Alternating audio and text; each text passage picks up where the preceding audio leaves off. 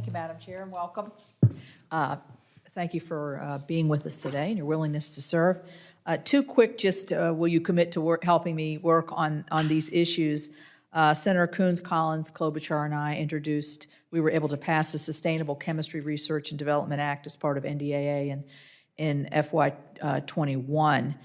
The Office of Science and Technology Policy announced their request for information from the public on a consensus definition of what sustainable chemistry is.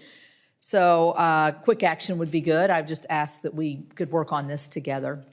And if you might have some perspectives on what that definition might, how that might clarify some of the direction that you'd like to go. Senator Capito, it's wonderful to meet you, and I look forward to diving into some of those issues with you. Thank you for your leadership in that area. If I'm confirmed, that's an area I would very much like to learn a great deal more about and would be very happy to work with you on it. Thank you, thank you.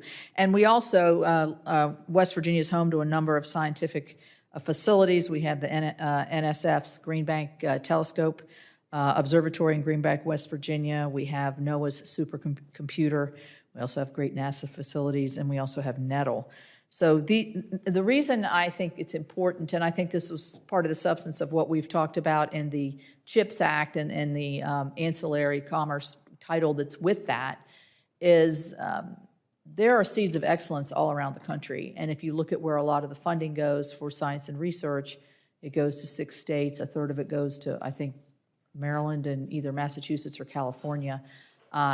We happen to believe we have some great, I don't think we're ever going to be able to build these seeds of excellence in other states if we don't start recognizing, A, that the talent is there, but B, that in order for the talent to stay there, you have to have the encouragement, and some of that has to come from the federal government. I don't know if you have an experience in other areas besides what would be considered, the more highly funded areas. Have you ever done research in and around the country that might lend some helpful ideas along this line?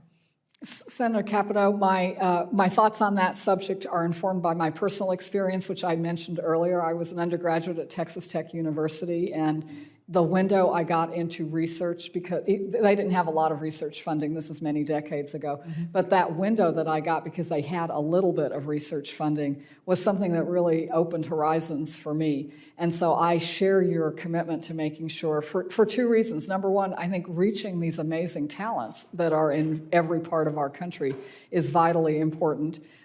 Because it's fair for those kids to have those shots at STEM jobs. If that's what calls to them, we want them to come.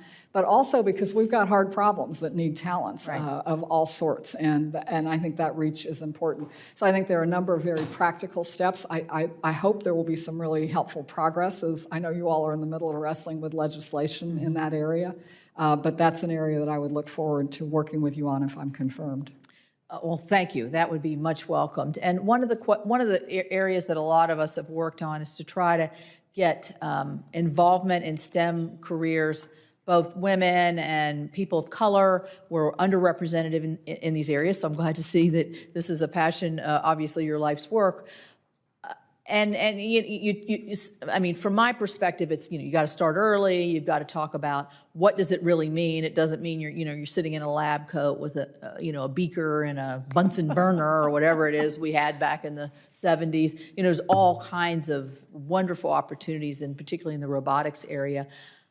Do you have any original ideas or any new ideas to reach those underrepresented populations that are presently underrepresented in the STEM fields? I think, to me, this is something that's going to take a lot of different measures. Some of them can be legislative, about reaching into different kinds of organizations and reaching into states that haven't had as much participation. I think a lot of this is going to happen one-on-one. Just the idea that a young kid, a black girl who's born into a household that doesn't have a lot of resources, when she sees people who look like her holding positions where they get to do really exciting, worthwhile work, that's the kind of thing that really changes how a child imagines where they might go. And I think that different aspects of this enterprise call to different people. There are people who are drawn to the discovery and wonder of science.